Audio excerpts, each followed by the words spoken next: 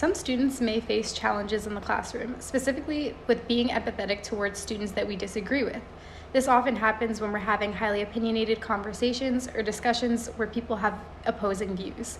It can be very hard at times to realize that everyone's opinion is valid, including our own and the other person's. By being empathetic towards our peers, especially within the classroom, we're able to foster more genuine conversations where everyone feels that they can express their emotions freely. R.A.I.N is a useful tool because conflict is an inevitable part of life and we need to learn how to deal with it in a productive way. In this given situation, if the student did nothing, then they would continue to be hurt and the person who hurt them wouldn't realize why their actions were disrespectful. Whereas if the student did utilize R.A.I.N tools, they would be able to successfully convey why they felt hurt and then hopefully teach and convince the other person to not act that way and hurt someone else in the future. The first letter in R.A.I.N is R, which stands for recognize. It's very important to recognize your own actions and emotions. Recognize what's happening in your mind and in your body. For example, if you're in class responding to a student's comment or talking about something that's very opinionated, recognize what you're saying and how it can make other people feel.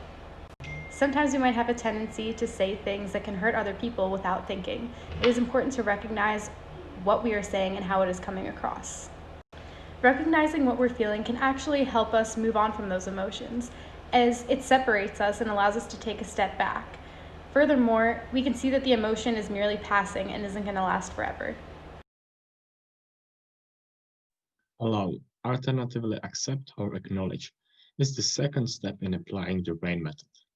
Once you recognize the issue or emotion, the next step is to accept it as your current reality. Trying to run away from the difficult emotion or the feeling will only temporarily hide it from your consciousness. Such emotion then can reappear at any time, perhaps one at which might be even more painful to deal with this suppressed emotion or feeling. Try to instead experience the present yourself. You are right here, right now, and this is something that's bothering you. It is very real and it does have an effect on you.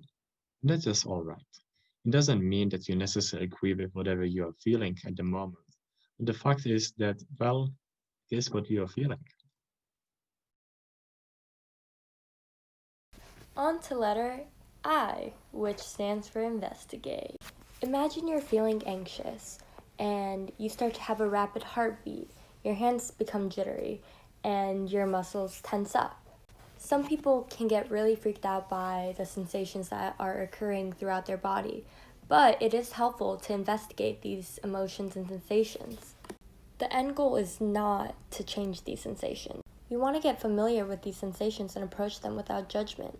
Hopefully, with the investigation portion of R.A.I.N, you will realize that these sensations are temporary and will pass. We can experience discomfort, but we can also overcome. The last letter of R.A.I.N is N for nurture. We must nurture with self-compassion and compassion for others. Though someone else has said something hurtful, we need to use the other letters of R.A.I.N to approach them in the kindest way possible. Perhaps understanding where they come from and then having an open conversation where you can discuss your perspective as well. Hopefully, you'll be able to show them why they have been disrespectful and convince them to change their attitude and actions. In this way, you use compassion to nurture and strengthen your relationship.